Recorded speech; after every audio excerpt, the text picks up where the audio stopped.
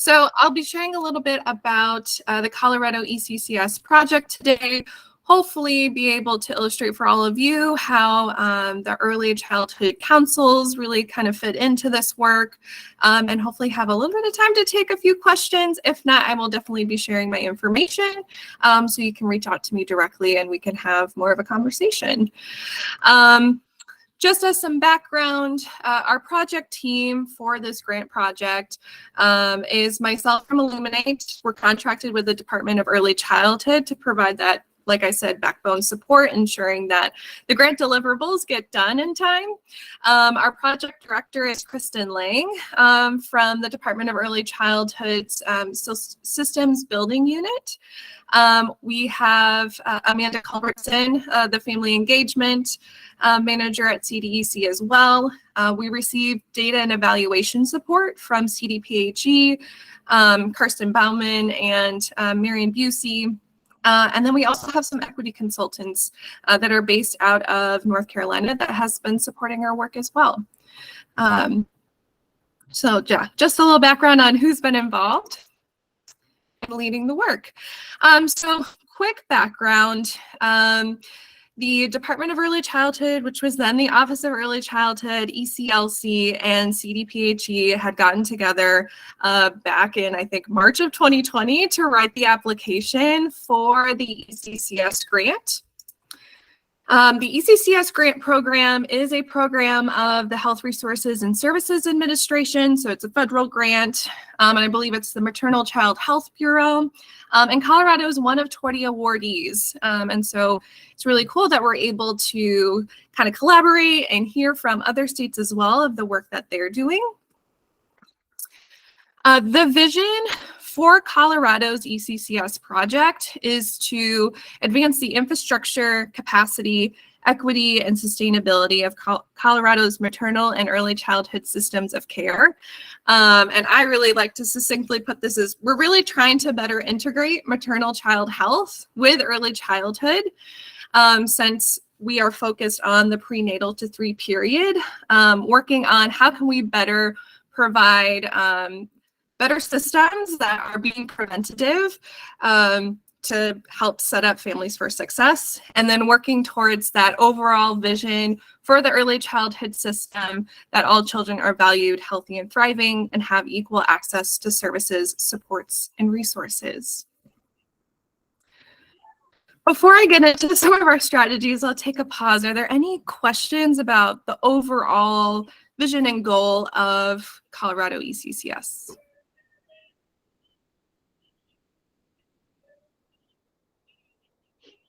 All right, I'll move on and I'll try and check the chat once I get to another stopping point. So there are several strategies that have been integrated into what is Colorado Shines Brighter, but will become Colorado's comprehensive early childhood strategic plan. And we have 5 strategies, and I really want to go over these more because this, I think, better reflects the work that the ECCS working group, who advises and works on these strategies on a monthly basis.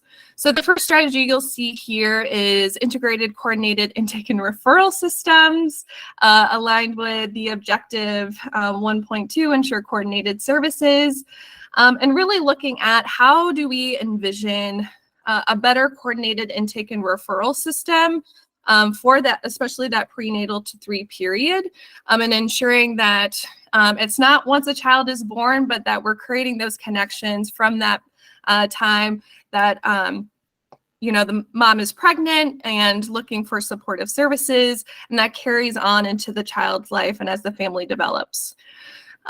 For this right now, the working group is starting to develop some use cases with the Colorado Health Institute that will help guide that visioning process and identifying what are the gaps and barriers that need to be addressed in order to make that a reality. The second strategy here is family voice and integrated systems. Again, as I said, trying to better integrate maternal child health and early childhood, and ensuring that there are avenues within both of those systems and going across, where maybe there are some services that are at the nexus of both of those systems. And the working group right now is focused on creating a family engagement checklist that is born out of the family engagement framework that was developed with the Department of Early Childhood's Family Voice Council. All right, here we have our third and fourth strategy. The third one being sustainable integrated programming. I think this is where the hope was is to uplift a lot of what early childhood councils, local organizations, and communities are already doing to really bring together folks from early childhood and health systems together to better communicate and create that integrated programming. And namely by uplifting how are people doing planning, how are folks doing better braiding and blending of funds, and creating sustainable ways to fund those. And then our fourth strategy is primarily what our working group is focused on doing right now, which is looking at prenatal to 3 policy. We did a strategic asset and gaps analysis as part of this grant, and we saw that there are a lot of policy agendas out there that the state of Colorado has created, and also at a national level. If you're familiar with the P2 Policy Impact Center, we had a presentation from them, and really bringing all of those together and prioritizing what are policies that Colorado can act on right now in order to better support that prenatal to 3 period. And so the working group has received that presentation and is starting to bring together all of the different policy agendas out there. And our fifth strategy here is really focused on equity. And the big milestone for this is to create a P2 early childhood equity action plan. And we realize this is a huge lift and I just want to acknowledge that this is just the beginning of a process that hopefully is iterative and continues way past this grant.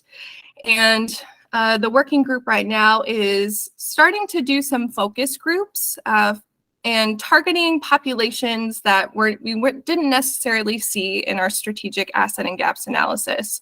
So a lot of those being immigrant and refugee populations, the Black community, our Indigenous communities as well, to really hear from not only lived experience, but also health providers as well.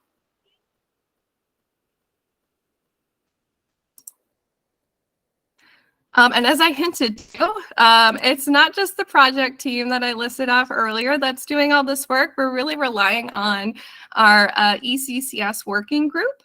And it is a working group of the ECLC, housed under the Program Quality and Alignment Subcommittee. So really trying to make sure that we're connected with all the different things that are going on in the state of Colorado, so we're not duplicating efforts.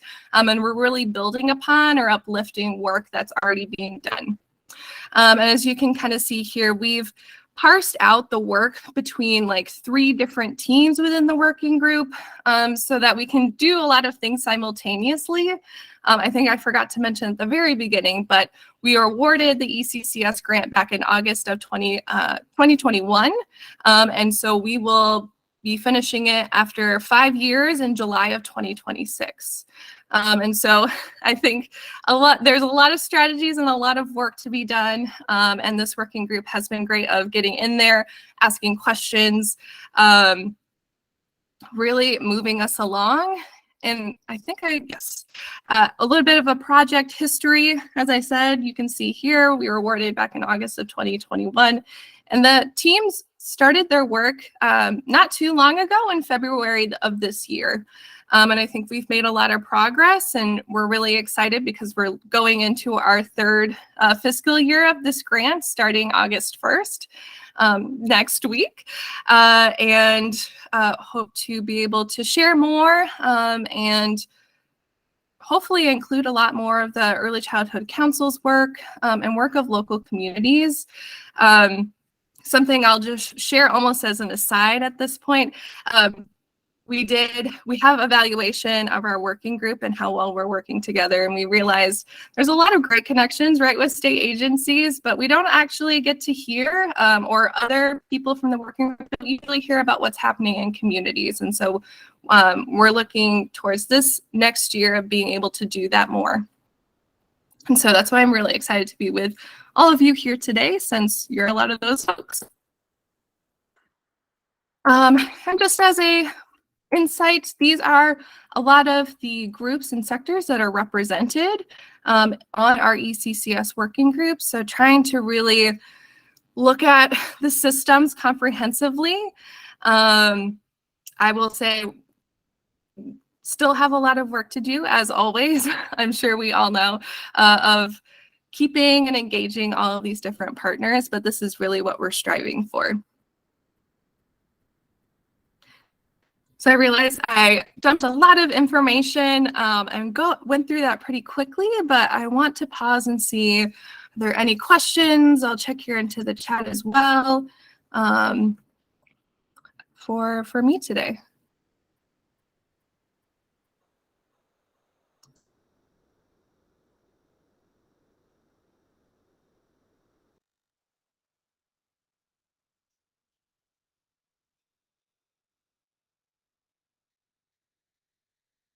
Oh, you're muted, Don.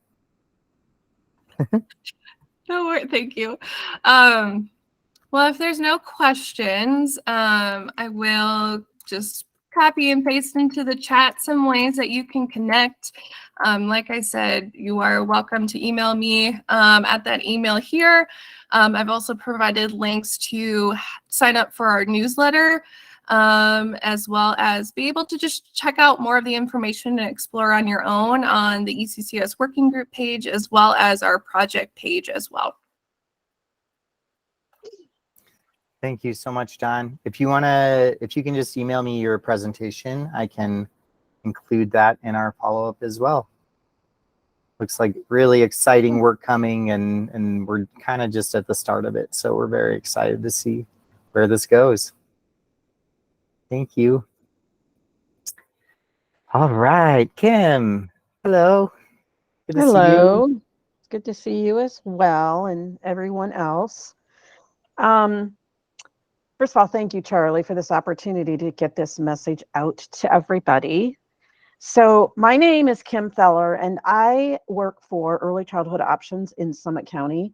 However, for the sake of this meeting, I'm actually speaking from Healthy Childcare Colorado to discuss the Positive Solutions for Families work group. I do not have a presentation like a slideshow or anything. Just we are at some of the very beginnings of our work, and so we are trying to get our message out for what is to come. So there are a lot of details yet to come. But for those of you that know Pyramid, have been trained in Pyramid, you may know that there is a parent component which is titled the Positive Solutions for Families. And all of the Colorado Pyramid initiatives are now housed through Healthy Childcare Colorado, their website, that organization, and that also obviously includes Positive Solutions. NCPMI, which is the National Pyramid Organization, has revised not only all of the Pyramid sessions, but they have updated the Positive Solutions modules as well. And so I am here representing our work group that is formulating the processes and procedures for training individuals that would like to train others in the modules. The work group is creating basically an endorsement that individuals will be able to carry with them.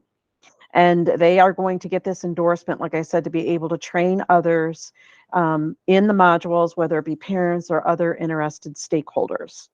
So far in our work group, we have identified 4 to 6 master trainers who have experience with the Positive Solutions material, and they're going to be training others to use those modules. And like I said, those that get trained will have an endorsement to do the training with others. We've already determined how we're going to collect our evaluation data on the training processes, not only with our master trainers, but also parents and stakeholders that take the training will be able to give us feedback in terms of how that training process is going. And now we're working on our communication plan.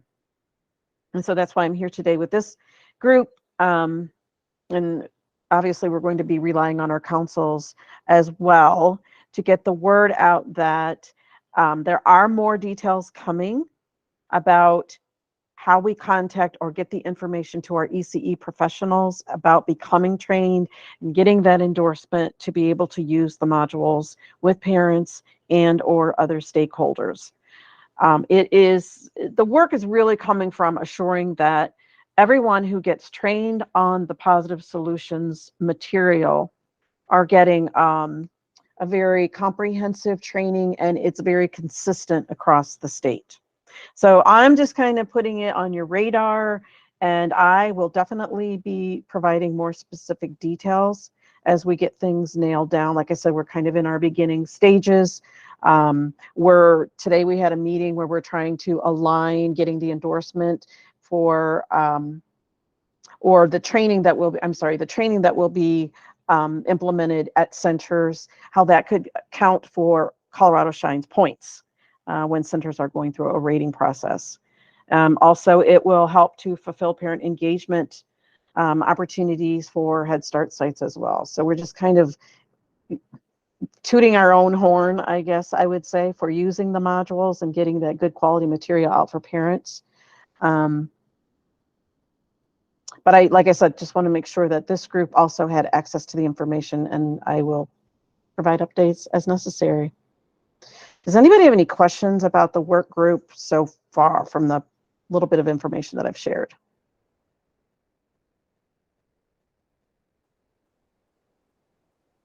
All right, well, Charlie, that was short and sweet, but more to come. Awesome. Thank you so much, Kim. Sure, thanks for having me. Any other questions for Kim? I'm not seeing any. Okay, cool. Awesome. Oh, Rick, I think you just joined us. You are muted. Just click on that little microphone down there. How about now? Yes, perfect. Excellent. Yeah, I was sitting in the waiting room for a little bit, so Sorry about no that. problem. And let me know if you should be able to present with that little arrow box. Okay, are you guys ready for me? Yes. Okay, we'll get started real quickly. Let's see.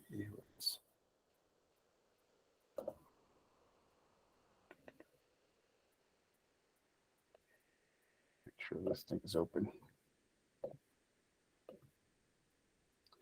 Well, get this thing back open.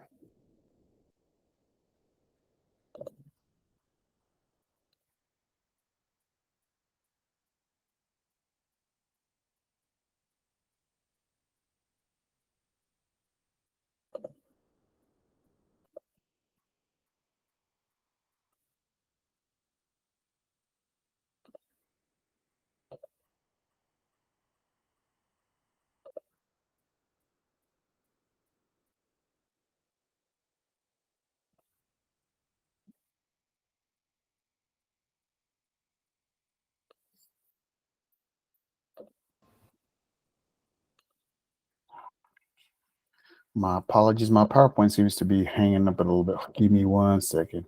No worries. Yeah, and if it's not working on your end, I'm more than happy to present. Well, I had it open a second ago, but it just refuses to open up real quickly. Let me see if it's something that I'm doing.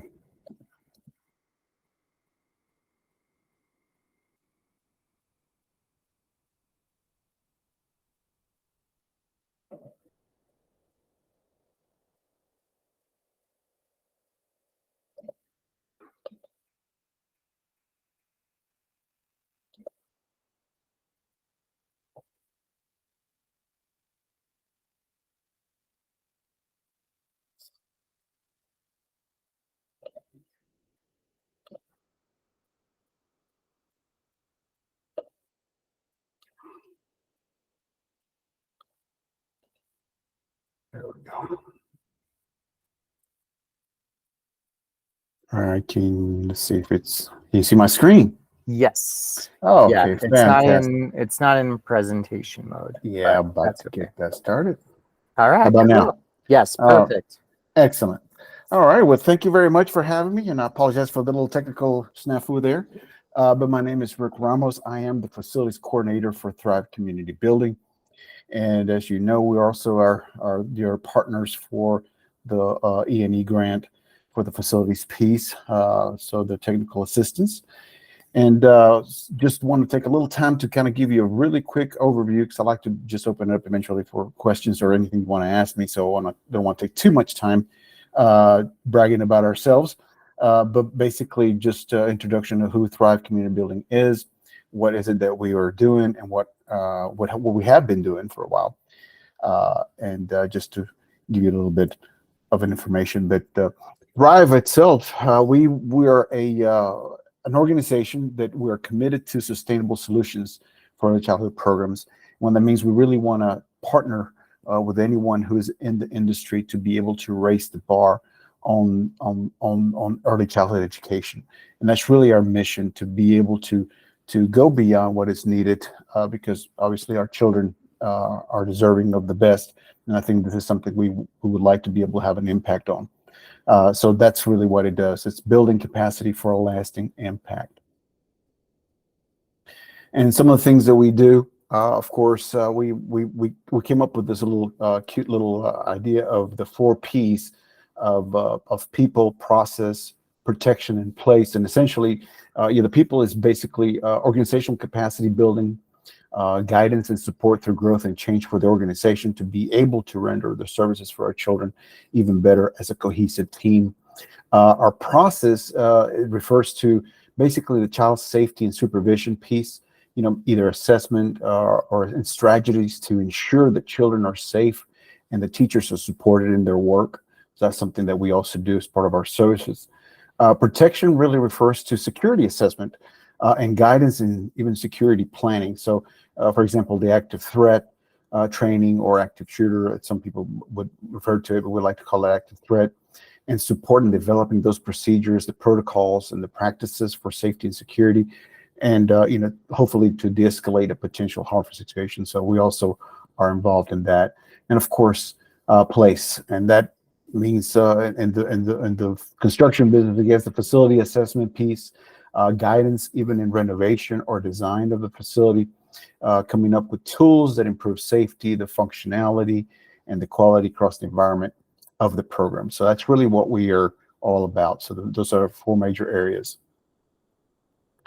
Some of the things that we've been involved in recently, just to give you an idea, we've worked with the New Mexico Early Childhood Education and Care Department, doing actually property condition assessments or facility assessments of child care facilities, and that included buildings, the sites, the grounds, the playgrounds, and there were 10 to 12 pueblos who were actually interested in participating, and I just finished one back in May with Jicarilla Apache Nation in New Mexico, and we basically have done over 22 facilities have been assessed. That means about a little over 190,000 square feet that we reviewed. And so with that, we also come up with an assessment report, and then that includes the action plan in correcting the existing anticipated future deficiencies. We also make some best practices recommendations from what we see, and of course, we try to give an estimated probable cost opinion. And we call it a probable cost opinion because it's so hard these days to really nail down any construction costs, because they keep changing on us with the economy as it is, and prices of things changing, gasoline, everything is affected. So things are changing almost weekly. I think it's slowing down a little bit, but those are, of course, we try to make our best estimate for the local economy when we do our probable cost opinions. Also, what we worked in with for example, the Confederated Tribes of Grand Ronde, which is in Oregon, we actually went and did a feasibility study for a new childcare facility. And part of that was finding out what the business models would be for a 4 and 8 classroom facility. We did demographics and the trends, and we also delivered an extensive report of our findings and our recommendations. And part of that also was a little bit of an architectural service that we did. And we actually have Thrive Community Building has a an architecture, basically an architecture firm arm, which is called Thrive Community Building Architectural Services, there with the acronym TCBAS. And we provided an architectural program, so basically the list of spaces, square footage, and as well as other spaces that may be needed for the exterior, like playground spaces and all that, as well as with a preliminary concept design, and again, also paired up with initial opinion of probable cost. So that's kind of the things we participated with for the the Confederate Tribes of Grand Ronde. And currently, we're actually just started this project, kicked it off officially on July 10th with the University of Mississippi. We are doing a new early learning and evaluation facility. And it's actually going to house the existing children. There are about 100 children in the Willie Price Lab School, which is the university's early childhood education lab school. And they're going to double that to about 200 children. And it specializes in the autism spectrum disorder and other disabilities as well. And we're basically being the consultant to the architects for that project. And so our multidiscipline approach with, our education experts, health and nutrition, of course, facility experts. Again, we're also providing the architectural programming and schematic design consulting for the architects themselves. So our approach, we're one of those folks that we love to listen, because I think, even though with our experience, the experts in the programs is the client. They're the ones that know exactly what's going on, and where our job is really just to kind of listen and help find those solutions. So that's really our facilitators be more likely what we do, because the experts, you guys are the experts, the clients are the experts. So we like to be able to listen and be able to have a good solution based on what your experience is and what your goals really are. And so there's 3 of us that are going to be working closely together on this project with the technical assistance for Colorado.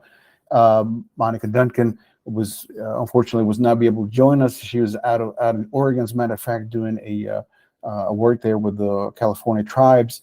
And Ms. Duncan is our director, and she has over 20 years of experience in project development and nonprofit management, been specifically connected to partner development, grant management, mobilizing, etc., and basically just working in general with the people themselves. Myself, the facilities coordinator, I said, but I'm a licensed architect. Right now, I'm currently licensed in 6 states, including Colorado and Mississippi. That's where I'm based at. And I've had my experience with early childhood education was with our sister company, which is Community Development Institute, and they are the interim operator for the Head Start programs. When the grantee or the recipient, now they call them, are in trouble, we usually step in and try to help them get back on track. And so I was able to work with 25 Head Start programs with them doing the same thing: facility assessments, some design coordination, oversight of construction repairs and renovations. And I've also was lucky enough to work with the local staff in helping them figure out the project procurement and contracting, which with the federal government is also a little bit tricky sometimes. And our other facility specialist, Mr. Elias Lozano, he is about 20 years of experience in facilities work specifically. He has also been a contractor doing a lot of residential work, and has lots of experience with zoning. And of course, his experience with childhood facilities was working with the migrant seasonal program in the state of Texas, as a matter of fact. And also beyond the facilities, he worked as family and community partnership coordinator for such programs. So I think we have a really good team to be able to assist on your needs. And our services for the project, basically it's a comprehensive facility technical assistance support. With a consultation, we've enabled our telephone or video or email consult, however way it works out better for you guys. Basically, we can discuss anything with the facilities expert, and that would be myself or Mr. Lozano, and we will help you in support navigating facility concerns throughout the emerging and expanding grant process. Also, our other service would be, of course, the creation of the guidebooks for primary child care, home, and center-based care. And essentially, these will be more geared to the facility piece, but more important basics and the processes. You know, we can't go too extensively because obviously that's beyond really your need to know in a lot of things, but we'll help you navigate through some of the issues that you'll have to encounter. And basically, our emphasis will be on the state and county and the local municipality, the regulations that are related to permitting or zoning or requirements for even drawings or other local requirements, like even homeowners association requirements and all that. So we'll help you with that. And of course, everything's going to be based on health and safety and the best practices in our early childhood education environments. So with that's our kind of our contact information. And this time, I'm glad to open it up to any questions you may have, or any comments, or anything that you would like to discuss. I'm definitely open.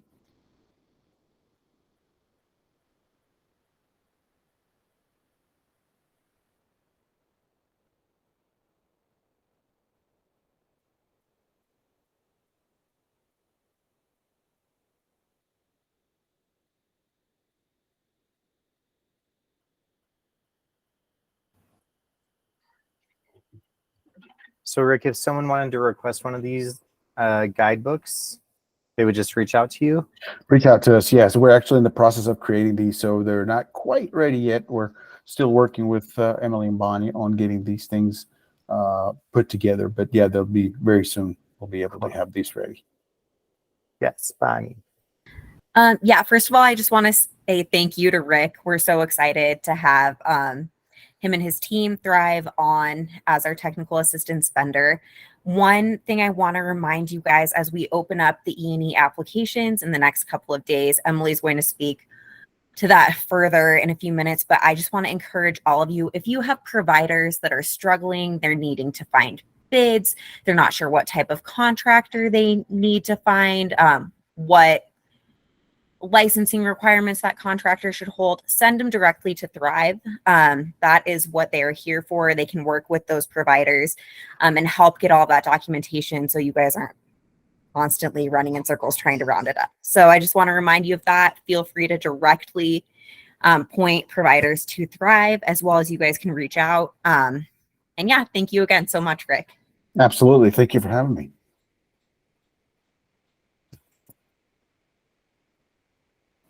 Cool. Yes. And the presentation is linked in our follow-up email, so everyone will receive that, and that has your contact info and all of that. So cool. Thank you so much, Rick. We are 100% looking forward to this partnership. I appreciate you. Very, very, very excited to be here. Thank you. All right, Eva. All right. There you are. Hi. Hey, I just popped on. Thanks. Good timing. Great timing. Yeah, we're a little ahead of schedule. Doesn't always happen, so we'll take it. All right. Let me open up our slides here. Okay.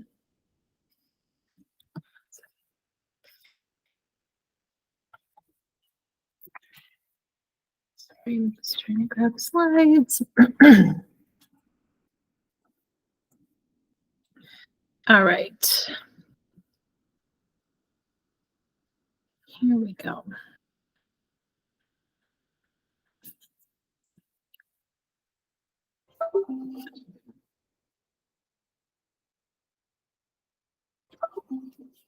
Okie dokie. So just a couple of updates from the EQ initiative.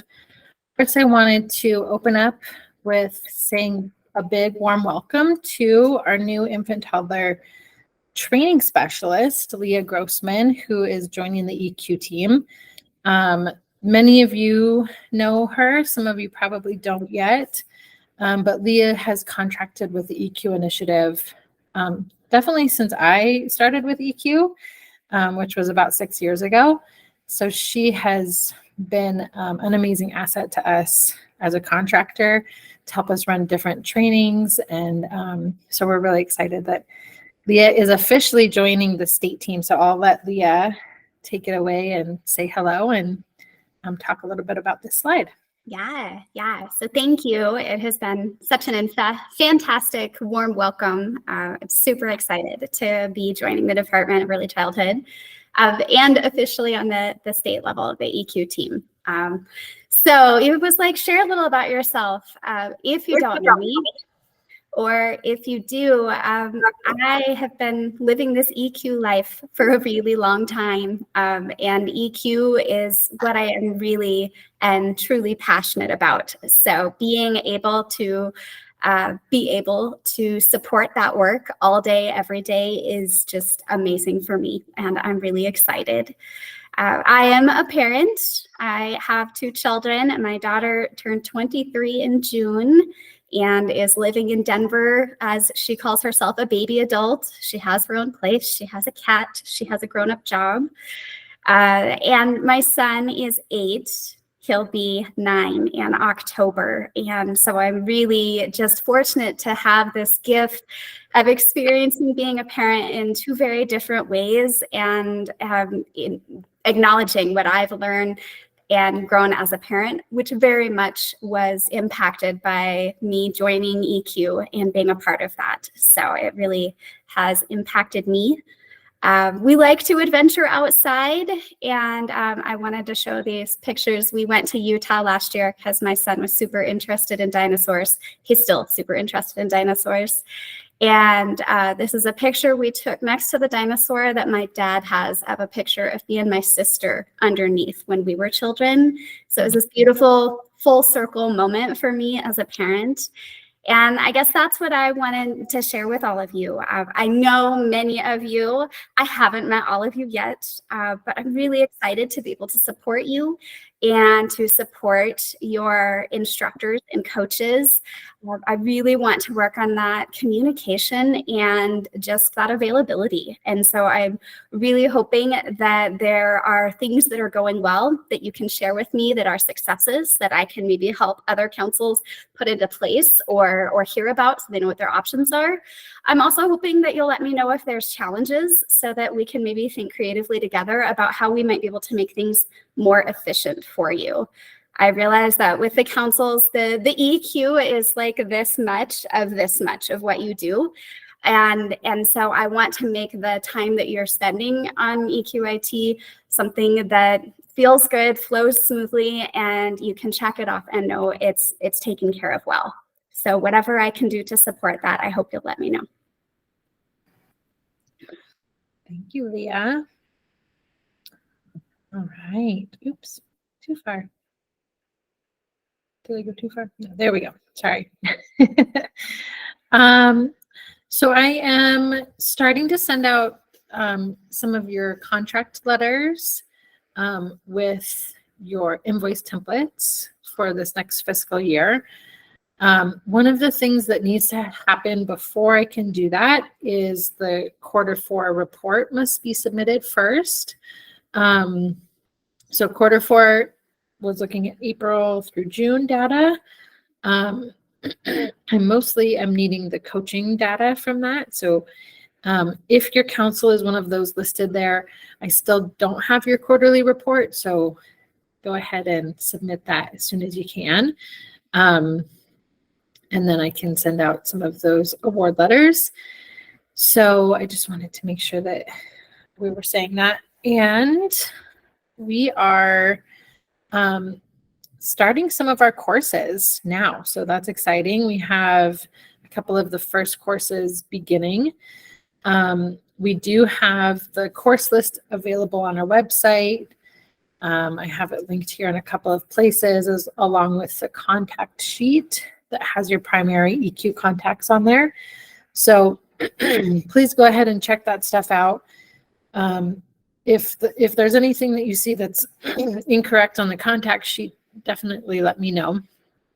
And we'll make sure that that's updated. It seems like now we're able to do things a little bit quicker with updating things on the website. So that's a plus.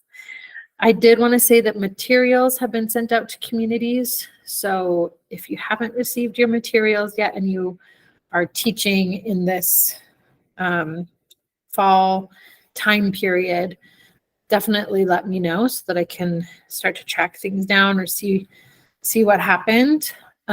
They were set to be getting to people by July 17th. So just double check that with your teams and or check around your offices to see if those were sent. New instructor manuals with the revision. Yay! I know that was a really long time coming. So thanks everyone for so much patience, especially to the instructors teaching from virtual PDFs to do those teachings over the last year. Now we have actual hard copies of the finalized revised curriculum that have all been sent out to all of your instructors. I asked everyone to tell me the best location for those to be sent. So many of those have been sent to the councils. Sometimes people indicated that they wanted them to be sent to local instructors or teams. So let me know if you have not received the manuals yet. They were supposed to be shipped actually by this next Monday, the 31st, but I've heard that they have been arriving this week. So if you haven't received them yet, give it until early next week. But if you don't receive your manuals by the end of next week, definitely let me know. We did have extra shipped to our office, so we can arrange for you to come over and pick any, a couple up if we missed an instructor. So yeah, just communicate with me if you need those. And I think that's it. That is all I have to say. So thank you. And let me know if you have any questions. I think I'll put the quarterly report link in the chat for those of you who might need it. Right.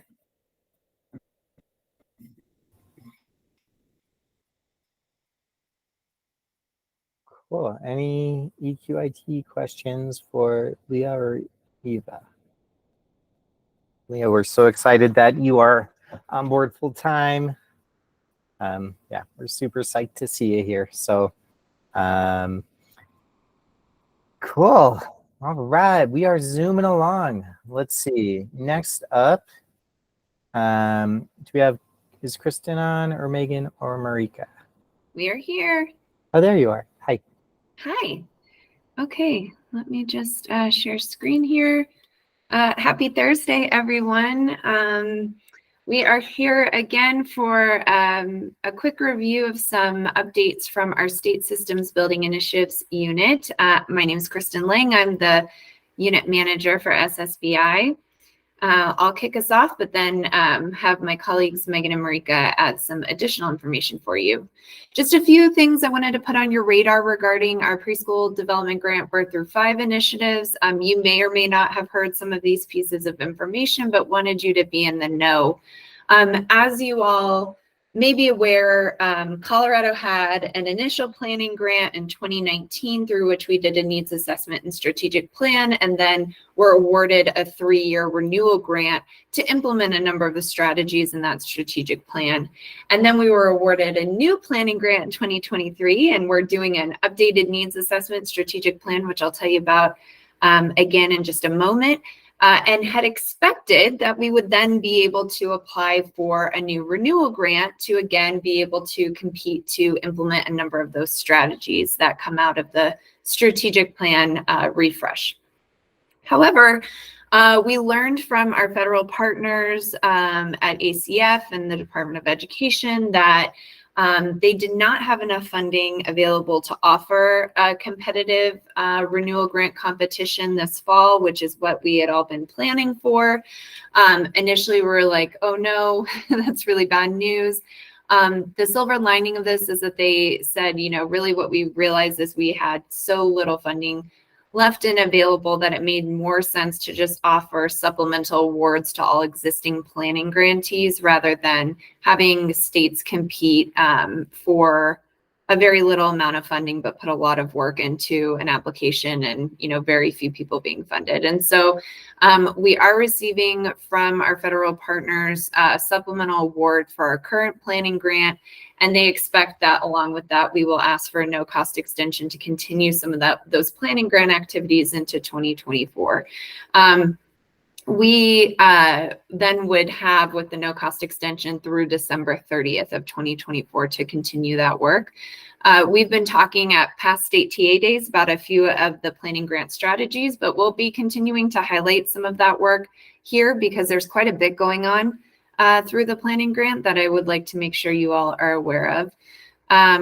And then what they did indicate is that they're hopeful to be able to offer a renewal grant competition in the spring, but it's pending the federal budget. And some of you all may have heard that as it stands now, and we all know it's very, very early in the federal budgeting process, the House current budget has eliminated funding for the PDGB-5 program.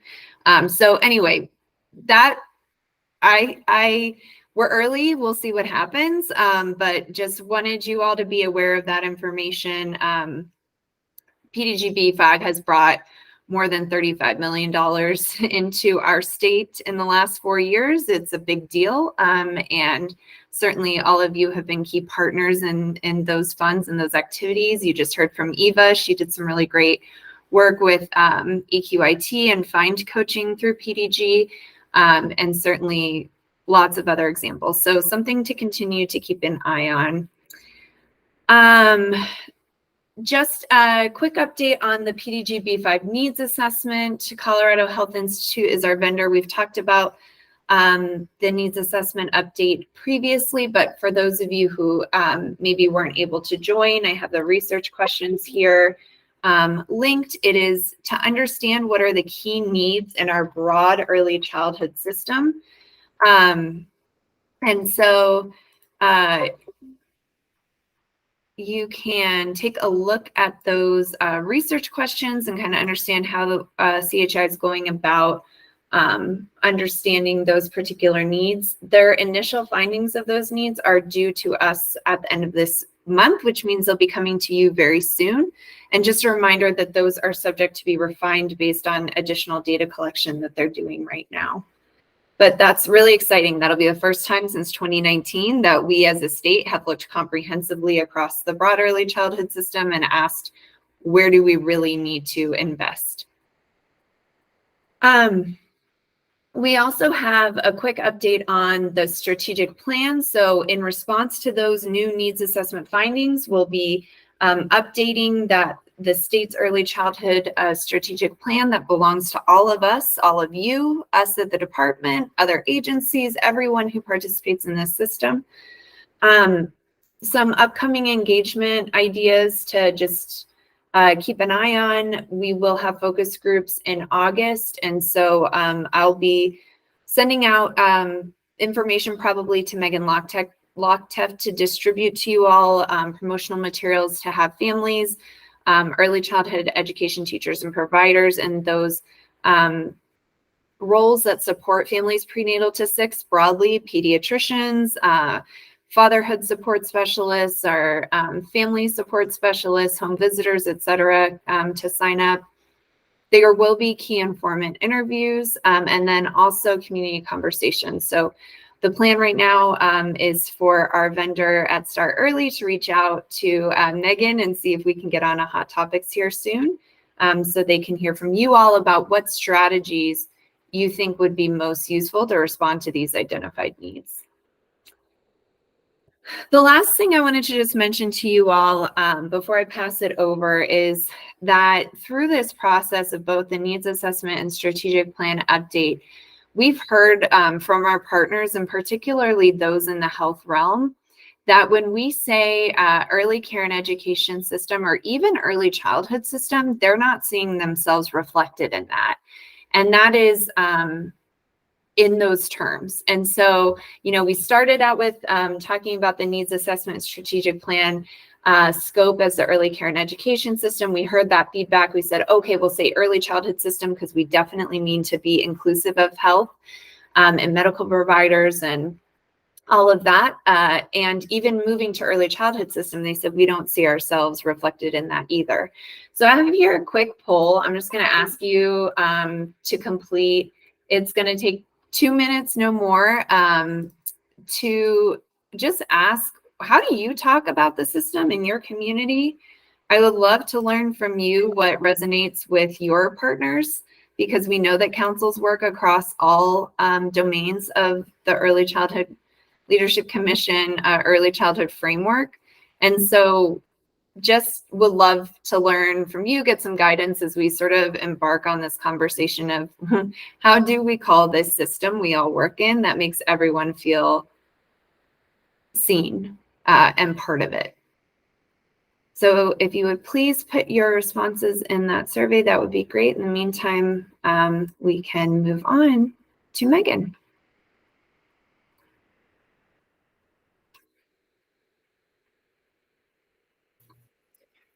Hello, thank you. I have one quick announcement, like a preview kind of, and then I'll move on to the next topic. But you all may be familiar with the Colorado Early Learning Universal Design and Inclusion Project, which is the project formerly known as PDG, Inclusion Universal Design Project.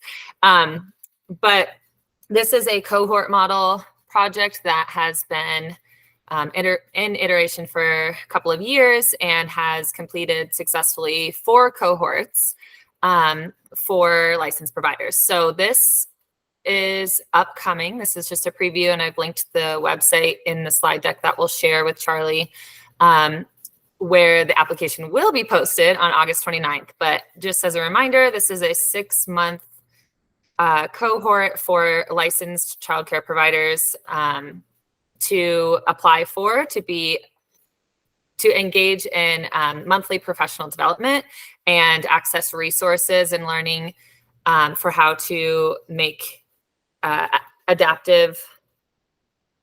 adaptations to materials and make your environments more inclusive and universally designed for children with delays and disabilities. So this is upcoming. Stay tuned. We'll be sending out some marketing emails to you all and others before the next state TA day. So just wanted it to be on your radar.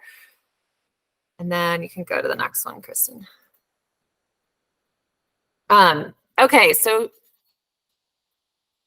yes, thank you. ECC shared measures. Go ahead, you can go to the next one.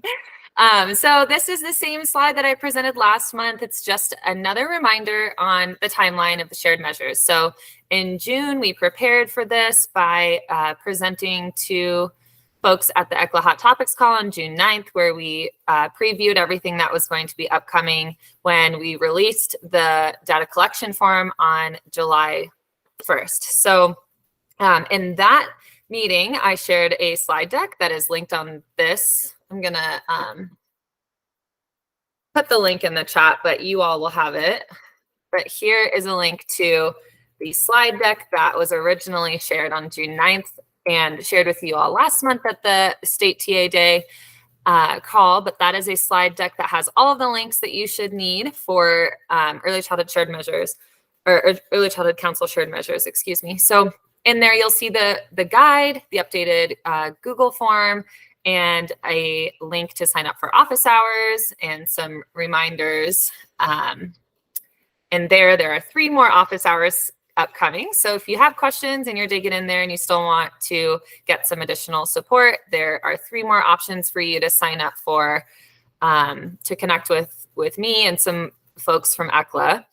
And then another link I wanted to share with you that is new from the last time I talked with you all is an optional tool that can help you if you're collaborating with multiple people at your council to kind of get to collect the data for the shared measures, and you would like multiple people to kind of like work together.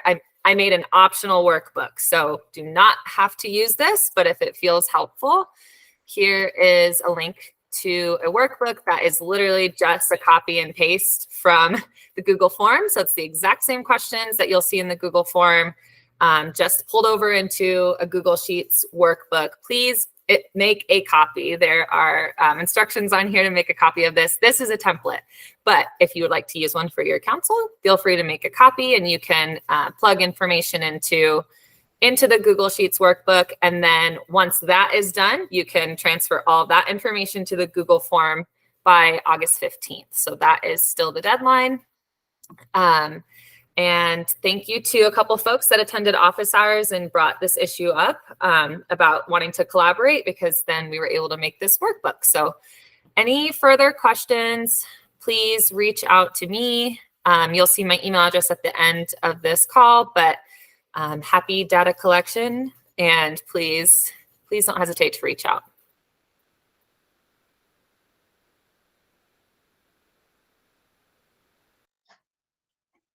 Good afternoon, everyone. My name is Marika Padilla. I am the other Program Access Administrator here at State Systems Building Initiatives Unit.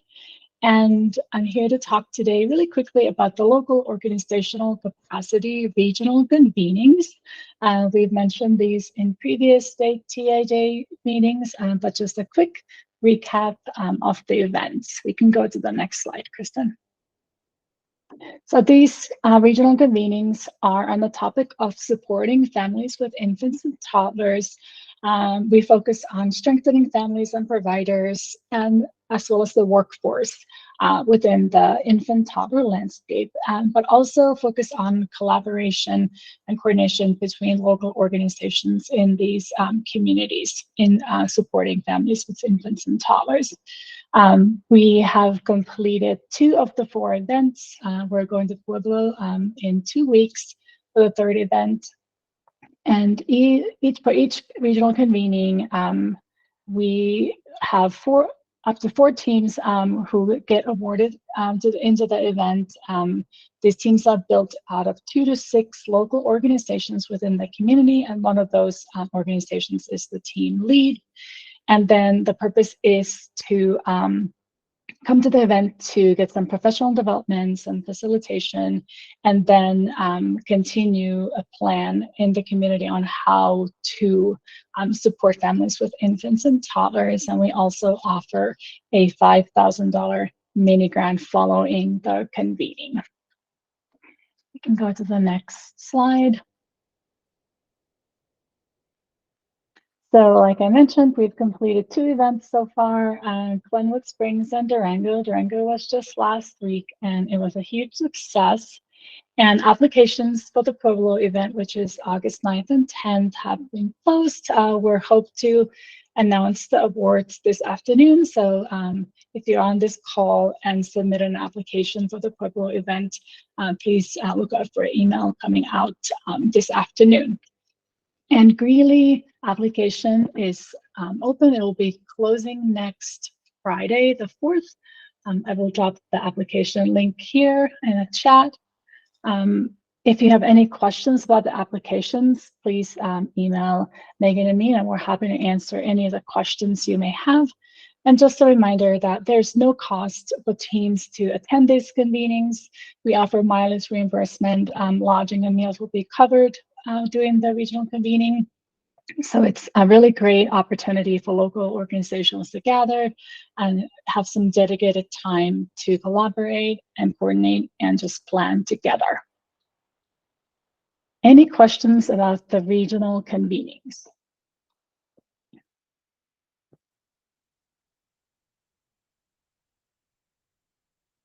Okay, we can move on to the next topic, which is SBDC, Small Business Development Center Childcare Business Training. We can go to the next slide. So the last summer training is organized by North Metro Denver SBDC, and registration is at capacity at this time. But we do have a couple of trainings starting in September. So please be on the lookout for information coming out about those, and I will also market those in this meeting. And then I have something exciting to share that relates to this business training.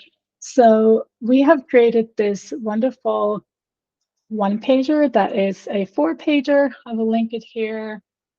It is a wonderful resource that highlights the Small Business Development Center Childcare Business Training It talks about the purpose of the training.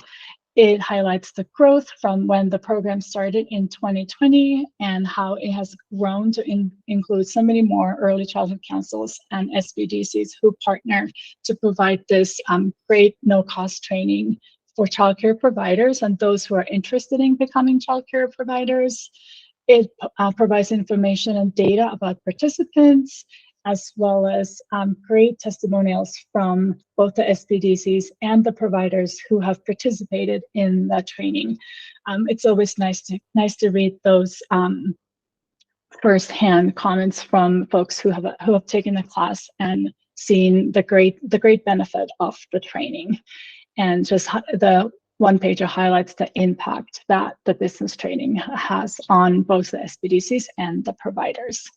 So please share this one pager with anyone in your professional networks, with anyone in your council who has supported these trainings. And we thank you for your continued partnership as we continue to offer this training to childcare providers in the state. Any questions about the business training one pager?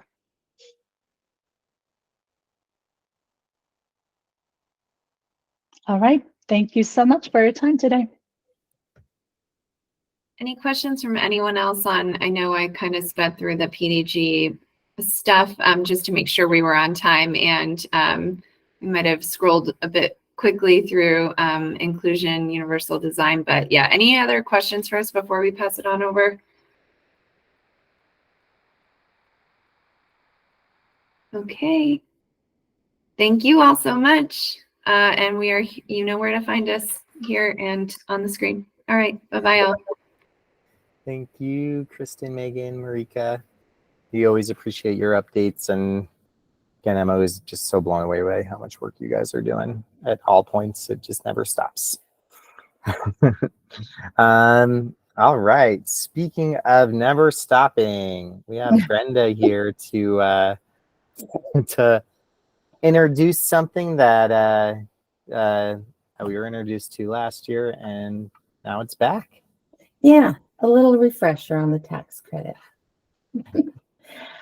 Good afternoon, everyone. Thanks for the opportunity to update you on what we're going to be doing for the 2023 Early Childhood Educator Tax Credits. As a reminder, last year was our first year that this was implemented. We're going to talk about this and any updates we have in it, and kind of just reshare information in the hope that we can give this a long runway and into our reporting time to the Colorado Department of Revenue, and kind of keep things steady as we go. That's the hope. So let me go ahead and remind us where this initiated. This is House Bill 22-1010. Brenda, can I stop you real quick? Sure. So we saw Joy on there, but I don't know if she's introduced herself to the councils yet. And I'm wondering if she has not, and we were going to do that next slide, but let's do it now. now. Okay, sorry. No worries, Charlie. You're always on it. Okay, so let me please introduce to you the first Colorado ECPC specialist, Joy Smith. Joy, if you want to just give a wave here. Hello, everyone. Joy's going to help me with this slide deck as we move along. Joy comes to us from a very solid background of early intervention and research and public service. So we're extremely happy to have her. I am extremely happy to have her working with me because, as you know, we've shifted positions here and there to make sure everything gets covered. And Joy is now here to support with some great experience and great knowledge. So Joy, thank you for being here. Awesome. And I'm going to go ahead and dig into the House Bill a little bit now. Okay, thanks, Charlie. So this is an early childhood educator tax credit. And the sponsors have this in mind. You'll see the bulleted items there. But basically, it's around the idea that there is a benefit to quality childcare and early childhood education. We're hoping, or the sponsors were hoping, that there might be a lower turnover in childcare staff if we offered this little bit of economic stability, the tax credit. And then also the sponsors are thinking that if professionals have earned a credential, an early childhood credential, that is going to improve the quality of a child's early learning experience, just having that background. So now, Joy, if you wouldn't mind reminding us about the tax credit. Yes. So who is eligible? So to qualify for the refundable income tax benefit offered by HB House Bill 22-1010, early childhood professionals must have all three of the following. So first, an active PDIS early childhood professional credential, ECPC, version 2.0 or 3.0, level 1 through 6 at any point in 2023. And worked for at least 6 months in a licensed child care center or family child care home, and have an individual adjusted gross income of less than or equal to $75,000, or joint adjusted gross income of less than or equal to $150,000. So we have the tax credit. We don't just get to have a PDIS credential, but it is a three-pronged eligibility. Do you have a credential? Have you worked in a licensed child care facility? And what is your income? So breaking that down just a little bit, this first part here, if you have an active PDIS credential between January 1st, 2023 and December 31st, 2023, at the end of our review, we will transfer data about those credential levels to the Colorado Department of Revenue. Now, some individuals may have more than one active credential. What we're going to report is the highest active credential during that time period.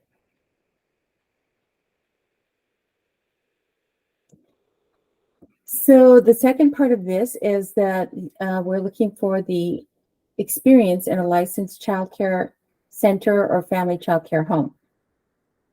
And this is not something that we're going to actually be tracking for you. Instead, the professional is going to attest directly to that experience with the Colorado Department of Revenue when the taxes are filed. And finally, we really won't be answering any questions at the Colorado Department of Early Childhood that relate to taxes. If there are questions about income, what does household income mean? What does adjusted gross income mean? Then we're going to ask that those questions be asked of your tax advisor.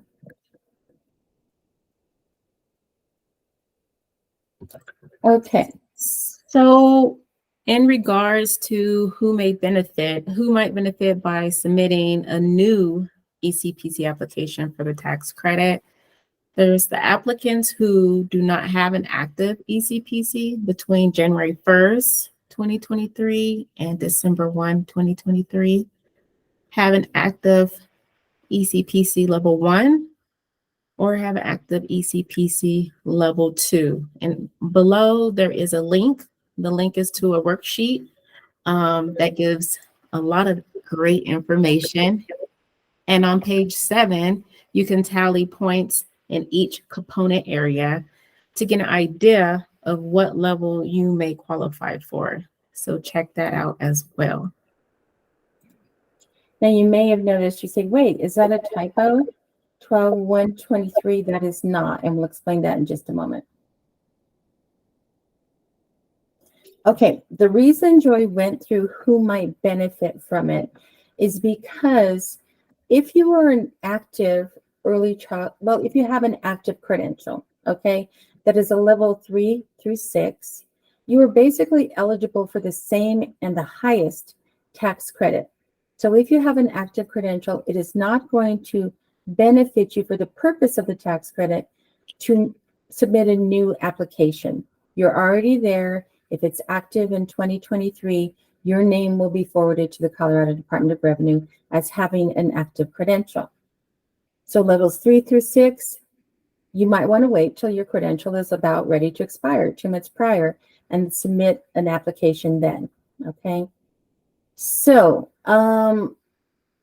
one thing that we want to make note of is that in order to receive the tax credit, you actually do need to file taxes, even if you don't owe any taxes. Okay.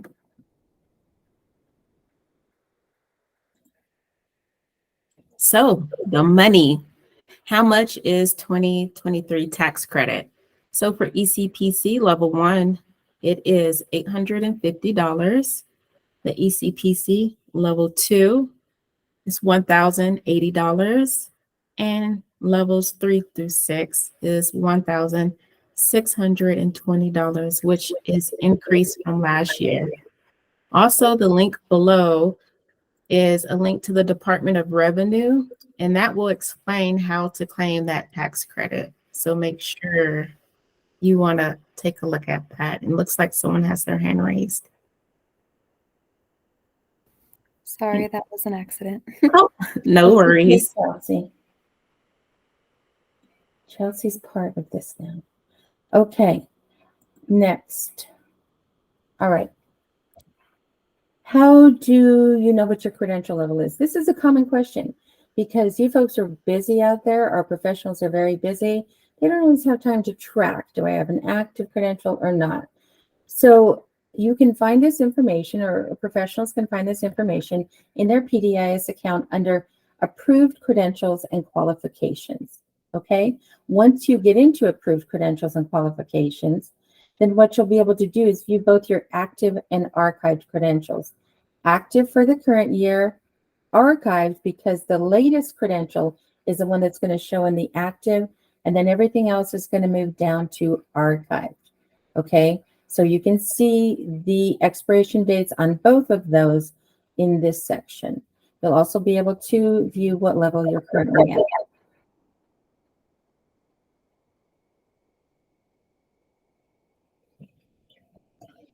Okay, what is the deadline to submit an early child professional credential application? Well, we talked about the 12/1 date in an earlier slide. So we have to provide a deadline if we're going to be able to review all of these applications and submit them in a timely way to the Department of Revenue for those 2023 tax filers. So we have 12:01 a.m. on 12/1. That's the deadline for submission for applications for the purpose of this tax credit, okay? 12:01 a.m. is November 30th at midnight, 1 minute later, okay? So we just want to make that clear. Sometimes those AMs and PMs get a little bit mixed up. So what does that mean? Oh, I forgot to put a snippet of this in here, but let's look at this. What that means is that we have 126 days to get that submitted, okay?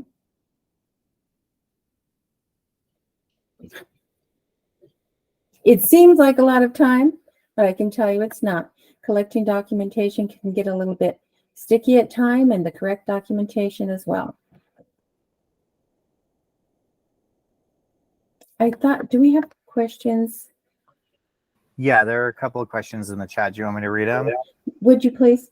Sure. So from Megan, was it considered that EC coaches can qualify for the tax credit? We don't work in a single licensed childcare program, but help many programs in our county through a council.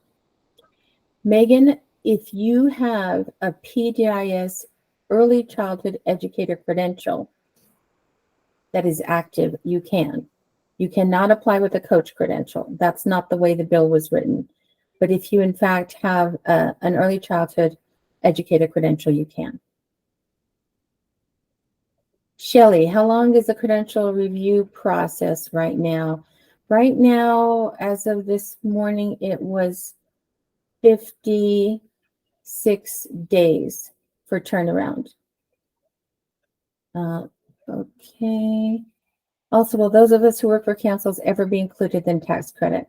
I don't know, Shelley. At the moment, what we're doing is we just interpret the language of the bill and follow that. So For this particular bill, I would say I'm just not sure. I don't know if any amendments would come to this or not. How does the 6-month experience work then? Is this for, let's see, is this for coaches, Megan? Is that what you're asking?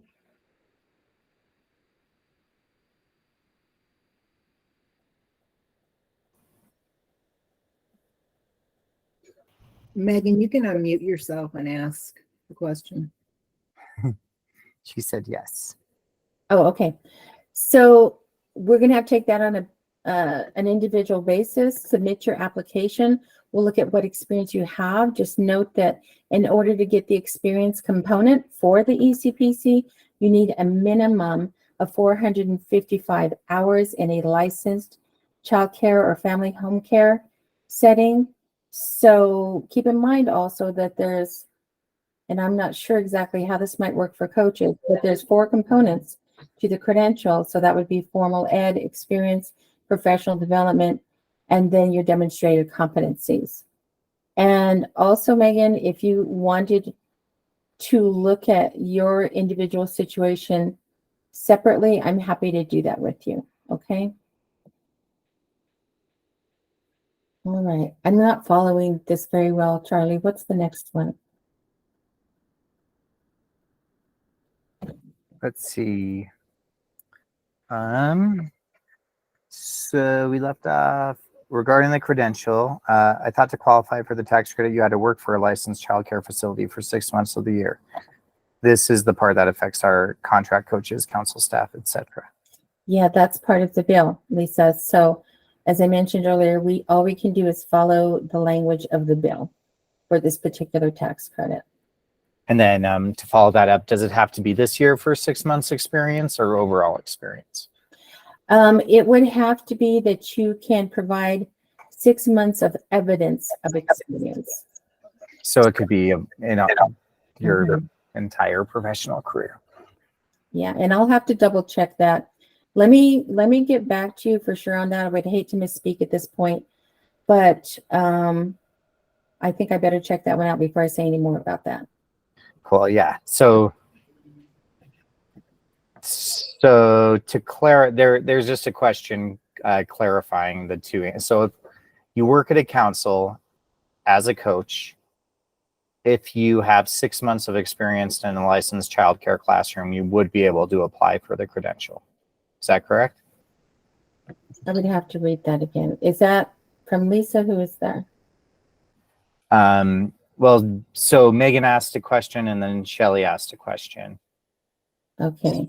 So when it comes to the experience, and I'll have to go back to the bill and read that again and interpret that better for you. And I can make sure that that is clear for everybody in an upcoming email from PDIS. So if you'll give me a moment to clarify that and make sure I have it right for everybody from the get-go, I'm going to make sure that I address that experience question in the next PDIS email. Cool. Yeah, I think if there was just like a blurb that clarified, if you work at a council and are not a coach, and if you work at a council and are a coach, here is what you would need to qualify for the tax credit. Right. We're limited by the actual bill itself. And so I think I'd like to dig into that language before I misspeak here. Okay. Yes. Yeah. So Okay. we will get clarification on that. Okay.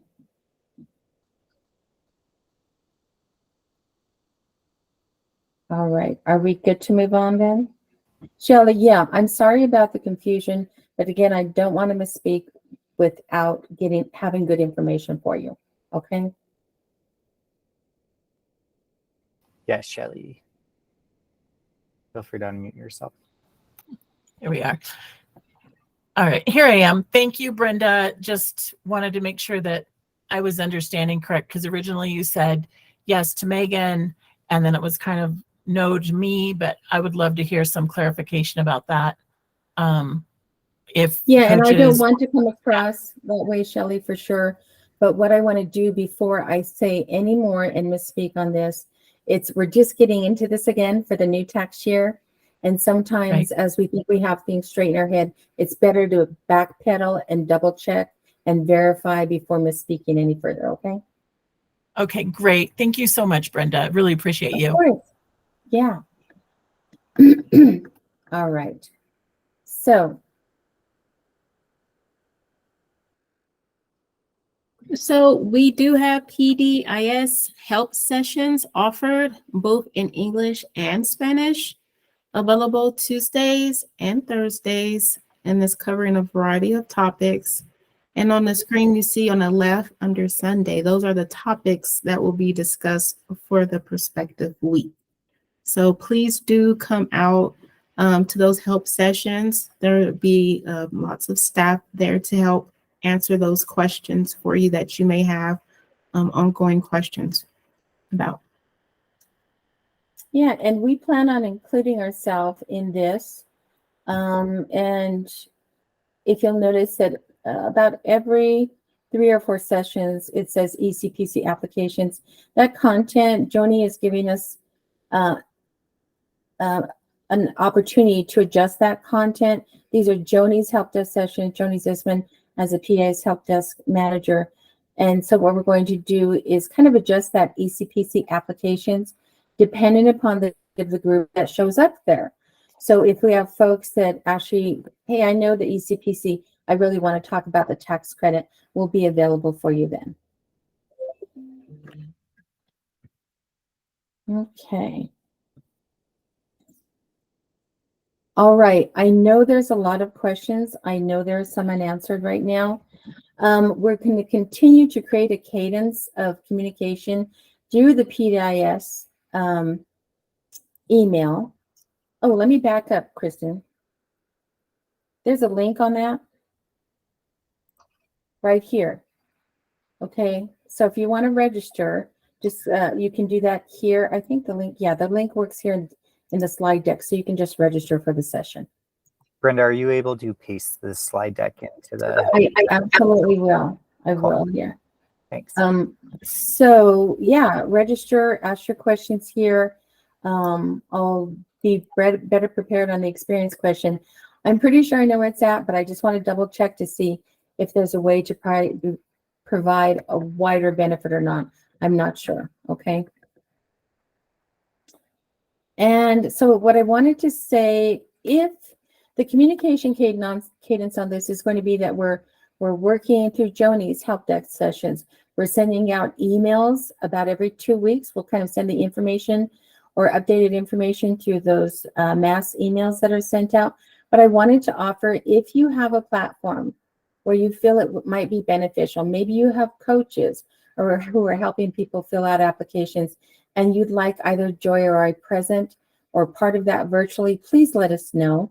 And we're happy to be present wherever we can, time allowing, okay? All right, were there any pending questions?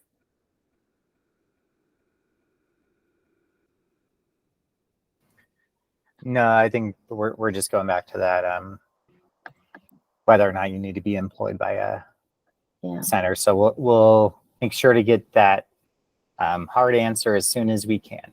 I see that as different things you need answered. You need answered, hey, is it just ECE professionals? How do we provide experience if we're doing a different role? And then also please clarify where that 6 months needs to be. Okay? Yes. Yep. All right. Wonderful. And, you know, we learned from last year, I think, so to start a little bit earlier on this year and to make sure that we can get everything ironed out before we're really under the wire. So there will be plenty of time to get these questions answered and get all of these submitted. So yeah. The questions are helpful and the feedback is really helpful. So thank you for throwing those in the chat and raising your hand, because that is helpful to us to kind of answer questions and foresee what we might need to mitigate coming up. Okay. Thank you so much. There's one last minute question that I think we do have an answer for. How do family, friends, and neighbor demonstrate their experience? FFN. So Christina, the license itself. So if you're one of those folks that has your own childcare, then what we would ask for is that childcare license, and then we calculate based on the license issuance date and when it was submitted.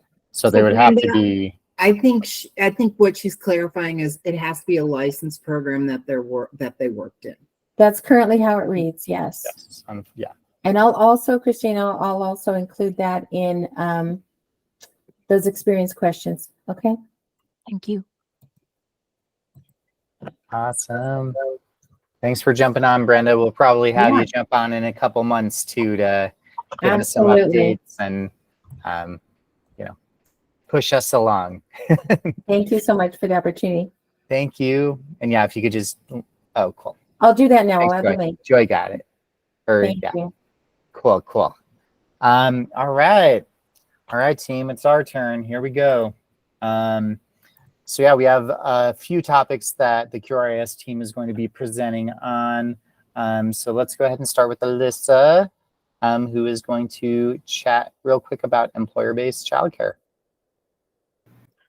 Thanks, Charlie. Hi, everyone. Alyssa here, the program manager for employer-based childcare. I have very exciting news that the next round of the grant is officially opening on Monday. That's July 31st. And I wanted to thank you all, to everyone who was able to come to the office hours and ask some really thoughtful questions. I'm excited to see what projects we have in this round.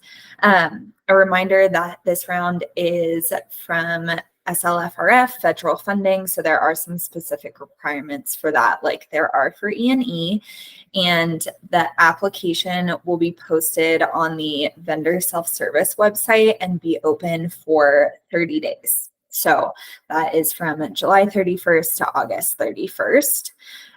We also have a technical assistance vendor for employer-based childcare now as well. So that is provided through Colorado Epic, executives partnering to invest in children. And I will drop their technical assistance email in the chat. That will be the place to go if you have questions, or if projects in your areas have questions about filling out the application, because I am unable to answer any questions once the grant opens. So definitely reach out to them instead. They're super knowledgeable and helpful in putting together those applications. I will also put the link for the FAQ document in the chat as well. That is also posted on our Growing Forward website. And the FAQ has a preview of the documents that are required for the grant, the sections of the application, and how to get started if you want to start working before the grant opens on Monday. All right, any questions about the employer-based childcare grant opening? And a reminder quickly too that this is for government, nonprofit, or for-profit employers, or a group of employers to be able to open a childcare center on or near site for their employees. So this is not directed at existing childcare centers.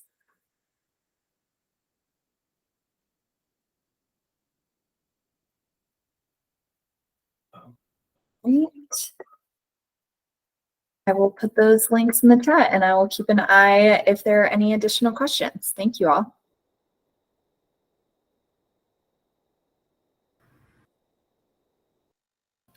Thank you, Alyssa. All right. And now, E&E.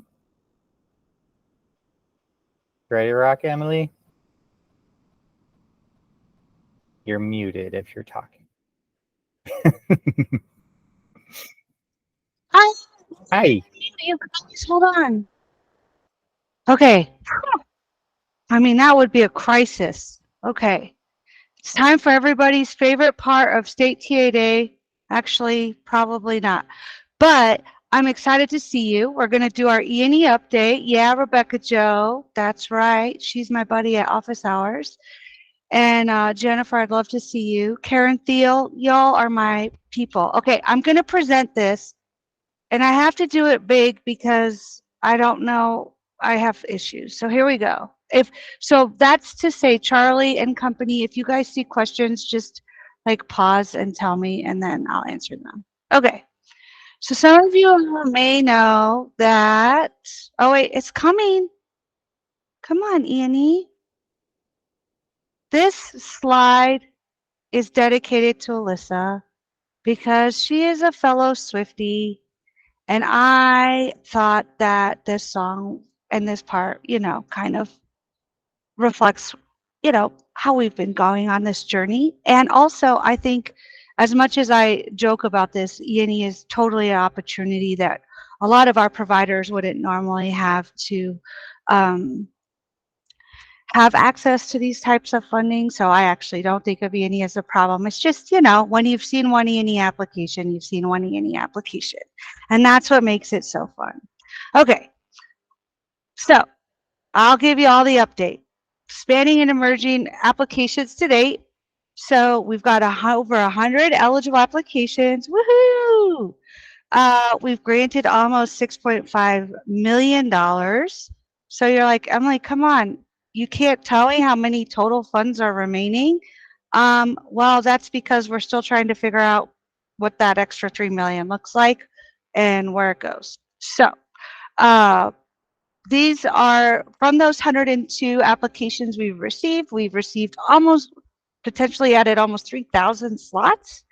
Christy and I have 90 applications under review. I have to say that Christy and I are really proud of ourselves, and I'm really grateful for Christy because, man, she's been cranking it out. We have put eyes on every single application that was submitted January to March. So get your documentation in, do some follow-up. We're excited about that. And so when you look at these 90 applications, the number of new slots under review is 2,374. Now, remember, friends, these are self-report. So this bottom part here is super anecdotal. So this is the number that can get kind of wild sometimes. And may not exactly track to the new slots that we add. So we verify the new slots added through licensing. Okay, next question. Woohoo! You all got to meet Rick. He's totally awesome. He's come to some of our office hours, and he really wants to talk to you. And he really wants to talk to your providers and programs that are interested in E&E. So this is the contact information once again. So don't hesitate to reach out. They're good people. All right. So I finally watched Dazed and Confused. And yeah, it's amazing. So here we go. Round 2. Monday's the big day. And we were going to have it open for 6 weeks like we did last time. And then we looked at how many were under review and then how excited everyone is. And we thought, you know what, let's do this shorter period because we want everyone to apply that could be eligible. And, if we don't have to disappoint a bunch of people, we don't want to have to disappoint them. So we just thought this would be a good period for everybody. It allows, folks to transition after summer and all of that. So I also say at this point, I anticipate this is the last application window for E&E, barring any unforeseen changes to funding. So we have to have all of the funds allocated by December of next year. We're actually hoping that we can get most of these, not all of it, allocated by the end of this year so that we're all just dealing with spend down. So that is season 2, episode 2, potential season finale to this E&E show for applications. So as I mentioned, we fully expect that GAE funding will be fully allocated. Couple things to keep in mind is that if you have folks that applied previously and they're in that 90 bucket, they're not going to have any prioritization over the folks that are applying the next round. And the other piece is that programs that applied in the January to March period won't be able to apply again. The one thing I'm checking about this is I need to double check if that program was ineligible or withdrawn, if this applies to them. Definitely the programs that are currently under review and eligible won't be able to. And so I'm checking with Dorothy, our Salesforce administrator, so we can go from there. Because it's way easier if there's just one application in the system for everybody. But if we need to be flexible, that's the name of the game in E&E. So another thing that you all to remember when I said that they're not prioritized because they applied first, we're continuing to use the rubric that we used during this round of number one, we have to follow the intent of the legislation, which is to increase slots for infants and toddlers, the community needs / desert score, which is calculated automatically because of some amazing things and data that's pulled and combined, and that all happened before my time, but I trust the system in this right now. And then also of programs previously received E&E in the previous fiscal year, that's going to knock them down the priority list just because we were so happy we could fund them earlier. We still want them to expand. We're excited for them. And if we have to make decisions around folks that have received or not received before, then that's where we're at. So, well, that's exciting. I'm going to pause for a second. Do you all have questions? Are you good? I know. Okay, Lilith's excited. She's like, keep going, Em. Keep going. You got this. So I wanted to put this in here because I had a big aha moment earlier this week. And it's to remind everyone, including myself, that what's required in an E&E application from a documentation perspective does not align exactly to what is required in Sugar.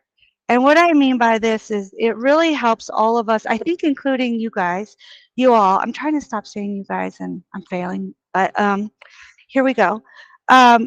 What Christy and I really need to, and what we're looking for in documentation is detailed documentation of what the grant applicant wants reimbursed. So we don't need to see proof that they've paid these invoices. We don't need to see W-9s and those kind of things. We want to see materials lists with pricing. So if you have materials listed on the budget and then you upload documentation that's an itemized list from one of the vendors, cool, that's great. Detailed estimates. So we want to see we want to know what work is being done and ideally what they're charging for that work by line item, and or detailed invoices. So an invoice is like the work's already completed and this is what you owe us. So we want to see the proof of insurance and the licenses for selected contractors. If a permit's required, you'll need to upload that permit when that permit is pulled. So that won't necessarily hold up the eligibility review. And then, of course, our 2 bids for capital expenditures, everybody's favorite thing, and equipment purchases of more than $5,000. So those are the really high-level things that Christy and I are looking for. So I know I just said this, but we don't need to see proof of payment and all of that because you all are reimbursing the providers and they're the ones that have the contract with the contractors. So we don't need to see their W-9s and all that cool stuff.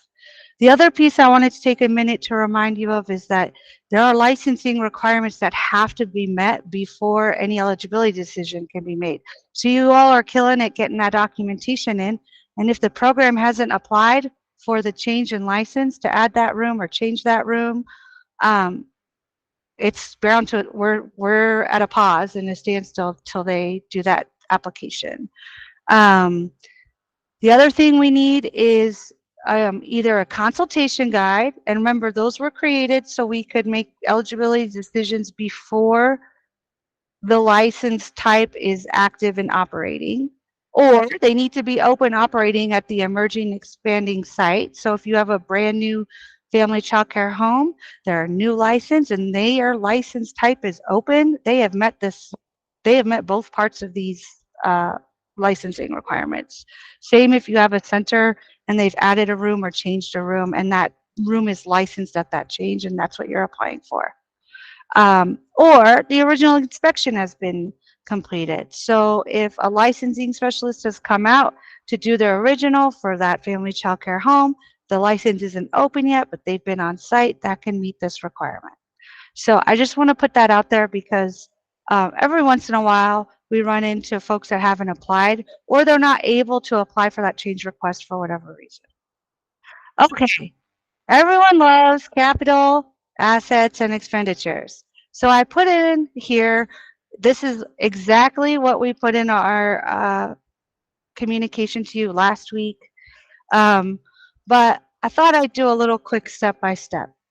So what you want to do is determine if a reimbursement is considered a capital asset. Because if it's considered a capital asset, then what you pay on that is considered a capital expenditure and therefore can't be charged indirect. So I think the easiest thing to look at is this list because it's pretty inclusive. I know what you're thinking. You're thinking some of this can be pretty gray, what we're dealing with. And I think the feds left it intentionally somewhat gray so that it could be as flexible as it needs to be to meet the need and also give enough guidelines or guardrails so that you can be pretty clear on what a capital asset is. So the big caveat here is not ordinary repairs and maintenance. So yeah, so I encourage you all to read through this and then when you're trying to figure out if it's capital or not and subject to or allowable to charge indirect. So we've made our determination. We know which ones are considered capital assets and which ones are not. So the next thing we're going to do is, you know, add everything up. Capital expenditures, right? So capital expenditures, don't you love it when definitions include a word from the thing that you're defining? A capital expenditure, it means an expenditure. Yes. So I could have, I took this directly from the code, but these are expenditures. And so when you're reimbursing a program for the purchase of a capital asset or services that would make that a capital asset, that's the expenditure and that is what's not allowed to have indirect on it. So we've done this. We now know we have assets and then we know the expenditures related to the assets or non-assets.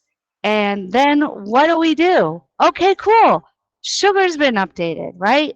So if you think that there's something, this is where it gets kind of confusing, that's categorized in the sugar bucket as capital, but it's not capital, but it doesn't fit really nicely into materials, PD, etc. But you're like, this isn't a capital asset. I'm replacing a floor. It's not an addition, right? I want to be able to charge indirect on this because it's not a capital asset per guidance from our council policy and or our folks that support us with fiscal stuff.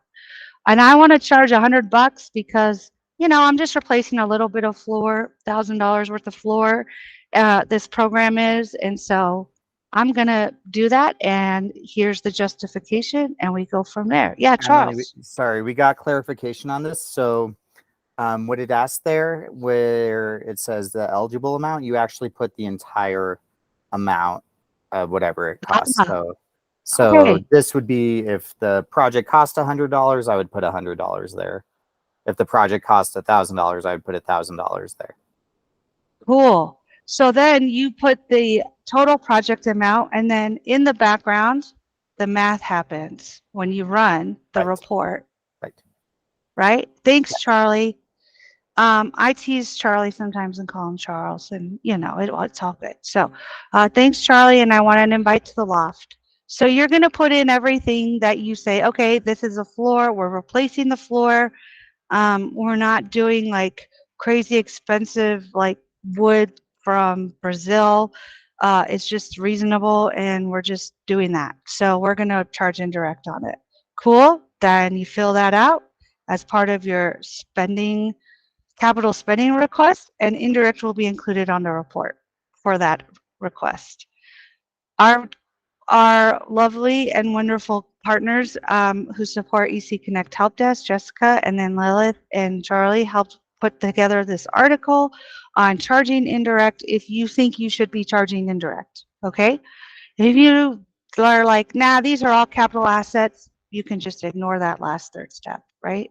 Because it'll just calculate the way it's at a big fat zero.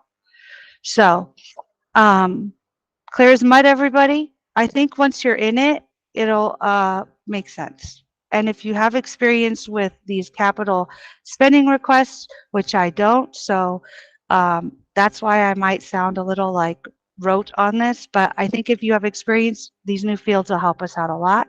And it'll also store all of our justifications in one place. So, contract amendments, everybody's favorite money. So contract amendments will likely include, well, we know it'll include increase the base funding. We're working on that formula, an allocation. A big shout out to Bonnie. She's doing the math. And allocation considerations will include, so this is a little bit different from what I presented last time, number of E&E applications eligible and under review, and that would be probably for this first round, right?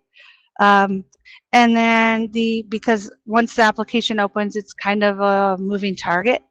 And then the amount of requests going towards capital expenditures, because we know that the capital expenditures are also the thing that takes the most time in your life, right? So we want to try to figure out if we can't increase some of your base funding to account for what's being lost there. We want to make sure that we have in your contract spend down authority from the GAE through September 30th, 2026.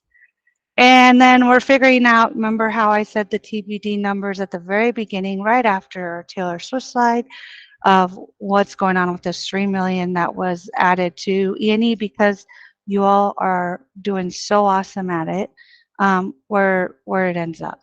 So that's what we can anticipate for contract amendments. And I think if I remember correctly, Bonnie, what we're looking at right now is everybody's getting a contract amendment. Number one, you all have to have the GAE extended. And number two, looking at that increase in base funding, we'll make adjustments after we make all of the allocations from the second period. And so at that point, if there's underspending, we can have those conversations and figure out how to reallocate it out at that point. So that's where we are with contract amendments. And I know I asked this last time, if you have any of these policies or anything else that you think would be helpful for your peers to know about or that you'd like to share, send them my way. I'll put them in our shared drive. And we can go from there. We have office hours through December. So all of you friends that are already on my invite, you're going to get more invites because I have to actually extend it through December. But they've been going strong. I'd love to see you. If you want to be added to the invites, let me know. I'll add you to them. And you can hang out with all of us. It's a good time. Had by all. Shelly loves it. So Tiffany loves it too. Karen, all my peeps that come. It's good to see you. So that's it. I did it. 20 minutes, y'all. We did it. What questions do you have? I'm so excited. Yeah, go ahead, Charlie. There's a comment from Karen T. Just as a heads up, programs determined to be ineligible or withdrawn can sometimes take a great deal of work to make that determination and communicate that. Yeah. Yeah, no, I appreciate that, Karen, because it is a lot of work. I think that that's the hardest thing about the program is like that piece. And we'll see when we're looking at that capital expenditure piece, how to factor some of that in too. We also want and encourage programs to work with you before they apply, so that maybe that determination can be made before those applications get to us too. So, because we're spending, oh my gosh, hours on each application. So we get it. Yes. Yes. Bonnie. Yeah, Karen, I just want to kind of ditto what Emily said. Thank you for that comment because we completely agree with where you're coming from on that.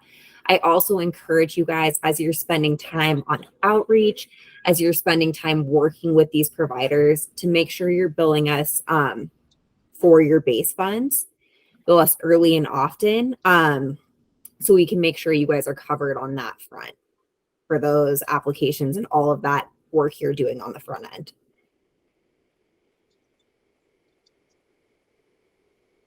Okay, and then Lilith. Cool. Yeah, I think that's the end of E&E. So now we're right, unless anyone has any other questions. Cool. Cool. See And Emily, you next month. a few folks have asked to be added to the calendar, so I'm going to email those to you. Okay, perfect. Oh yeah, Monique, I'd love to have you. Some people fell off my list, so I don't know how it happened. So I'll put you back on. And if you were accidentally like not on there, it wasn't me. I promise. It was Google having a mind of its own. Yeah. So, all right. Thanks, everyone.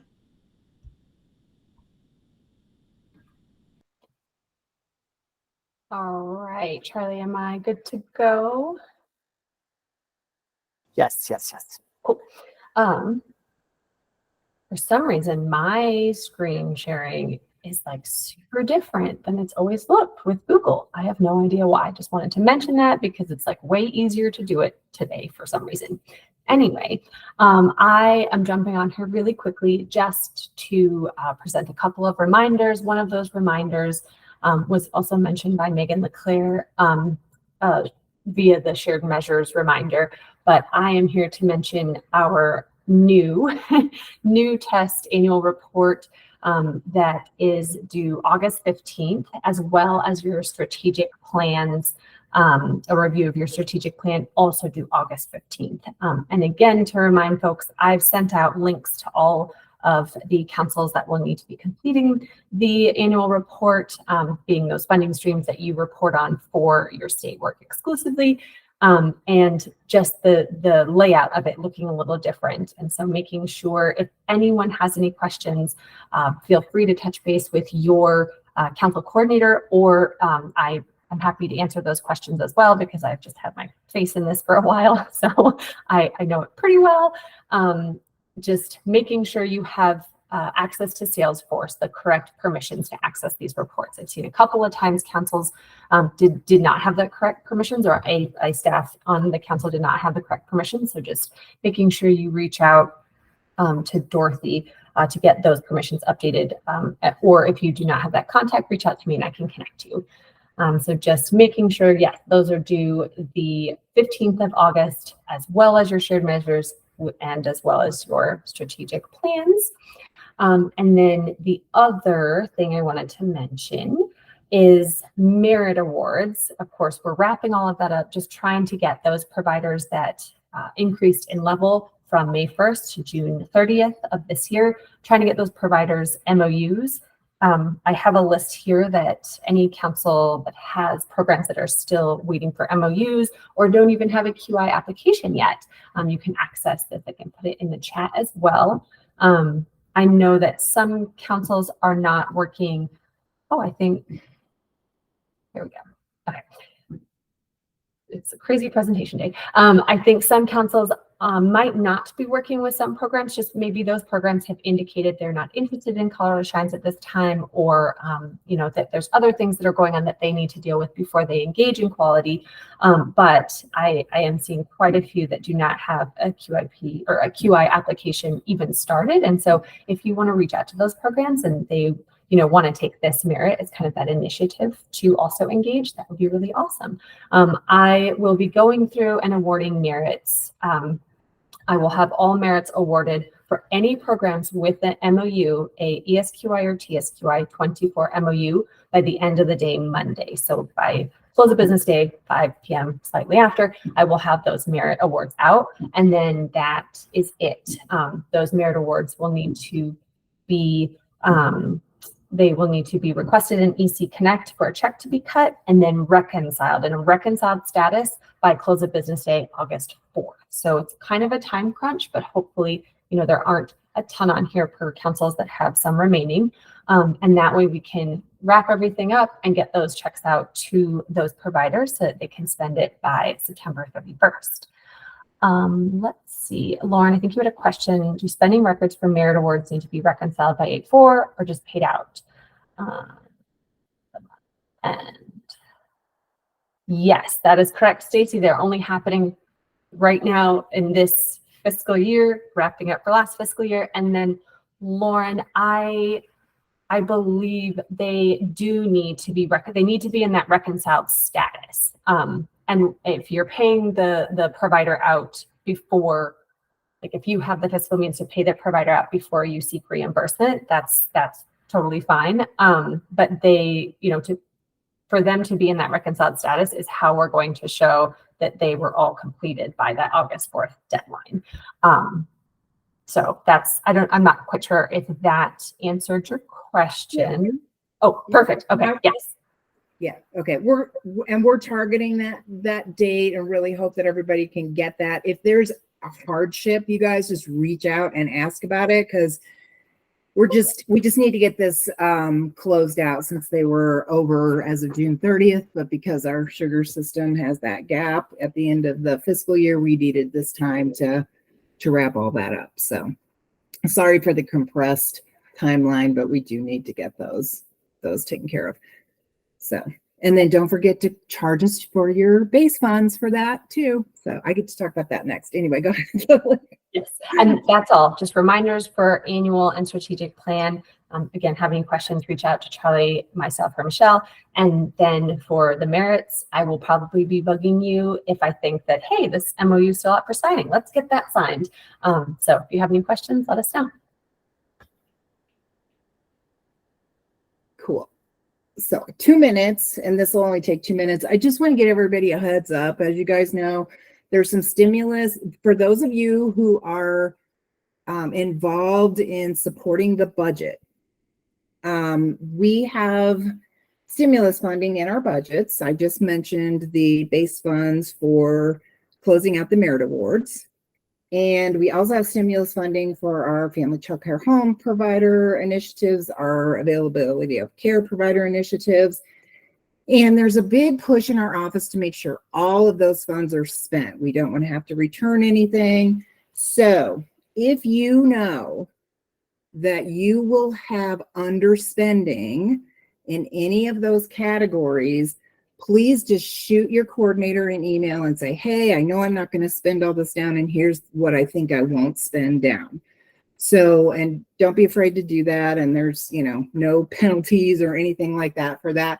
We just want to make sure, if that's the case, that we can quickly invest those into another initiative so that they get spent across, statewide across our system. So just know that we'll be reaching out to you in the next couple of weeks to kind of talk through that. But if you know right now, yeah, for sure, I'm going to have some underspending, just go ahead and shoot your coordinator an email. So this does not include E&E, by the way, because that's a multi-year contract, and we'll be looking at this like further down the road, probably next year. But so these are really just those ARP stimulus funds that expire in September of next year. So just watch for more info. And that's all I had. Great to see everybody, or at least your names. And we are on the dot. 3:01. We made it. Thank you all so much for participating, for all the work that you do, for keeping up with all the craziness that has been going on within our department and the world these past few weeks. And just thank you for being our partners. None of us could do this without the rest of us. So we're so grateful for this community. So have a wonderful rest of your day and a wonderful weekend. And looking forward to next month. Thank you. Thanks.